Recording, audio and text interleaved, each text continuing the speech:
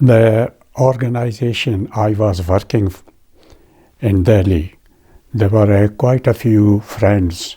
They came in the 60s, and when they were going back home, they were telling a lot of good things about the UK. And that time, then I thought that it will be many years before I get promoted. So it's a better prospects going over there. So I applied for the voucher, which started in 1963 beginning. So first I came to London, from there to Manchester, and then to Preston, because I had a best friend who came a year before. I applied because I was a draftsman, both of us, myself and my friend. So when I came Preston, I started going to the employment office from the following week. And about a month, I was going every morning to look for the job. And there were jobs were advertised for draftsmen. And I sent about 100 applications. One morning, employment officer came out. He said, I have been looking on you for nearly a month. And what sort of job you're looking for? I said, well, my profession was a draftsman. And that's where I've been applying. But I'm not getting a reply. He said, the best, my advice is that it is very difficult for the Asian to get the job here. If you move to London, you'll get 4 jobs a day. Right? But the other option is that there is a government scheme, a training scheme. I can put your name forward for that, which was a 6 months training scheme in Blackburn about the machine parts, tufting machines and all that. I said, okay. So myself and my other friend both applied for it. And we went, used to travel Blackburn by car, and we completed the 6 months training there. In November 1968, I went to India and I got married there. And we stayed 6 months and came back in June 1969. And that time, one of my friend here from Glasgow, he went to London airport to receive us. And he drove back straight to Glasgow. He said, never mind, leave Preston.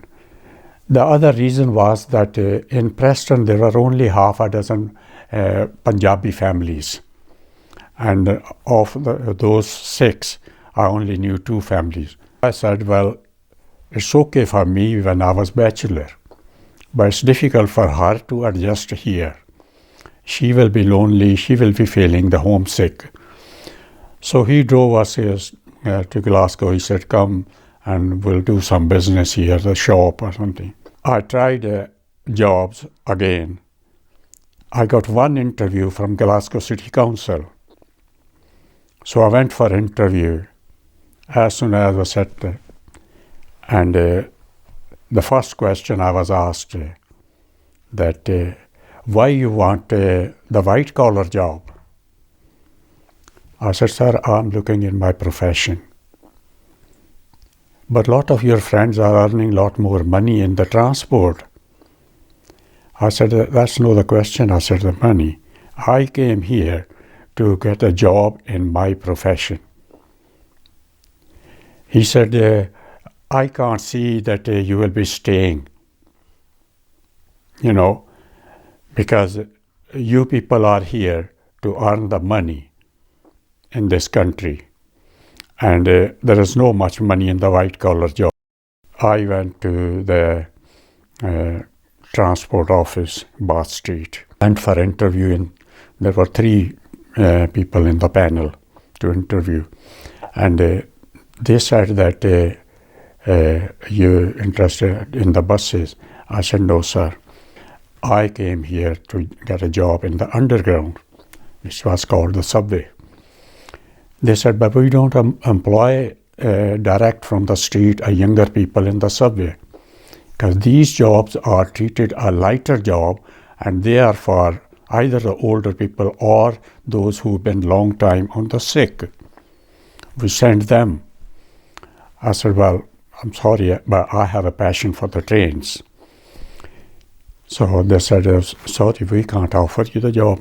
In the interview, I said to them, I said, if someone comes at the age of 58, and that time the retirement age was 60 or 62, I said, how many years he or she going to give you a service in the underground? 4 years? Yes.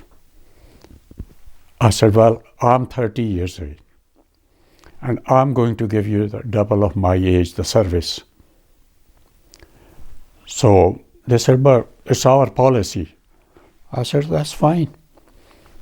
When I walked to the door, and one of the panelists called me back. He says, come here. I said, yes. He says, this question has impressed me, that you can give a 30 years service. I said, yes. So he asked the other two panelists, can we not change our policy? And he says, well, fair enough, if you want. So they said, okay, the job is yours. So I started. So I was about 6 months as a conductor, then about 6 months as a driver. Then my depot clerk, which we called a supervisor, called me in the office. He said that I would like to put you on a station master's training. I said, fine, fair enough. So it was 2 weeks training. I was also training especially the Asian drivers to the station master job. And I trained quite a few. He said the benefit is that because you can speak English as well as their language, Urdu and Punjabi. So that was the benefit. And every person went through your training. They all passed. It came out of the blues that the subway is closing in 1976 for renovation. So it was mid of 1974 when we were told. But that time I said, what about after 1976, what I'm going to do? You know. Then one of friend, she had a shop. They had 2 shops, but they could not manage the 2 shops. So one of our friends said that you want my shop, that we can't manage. So she said to me that, wife, that the underground will be closing in 76. Why not we should take the shop over and we will have something in hand. I was there about 10 years. Then one of the customer came to my shop and he said, there's a post office for sale, which was 2 streets behind me. I had that post office for 18 years, and as well as the shop. I used to open the shop in the morning, and then after she put the kids in the school, she'll come to the shop because it was across the road, and I'll go and open the post office and work there till in between there was an hour and a half lunchtime from 1 o'clock to 1:30. I used to come in the shop and have my lunch and then go back to the post office, concentrate on the volunteer work, because when I had a bypass operation, a surgery, the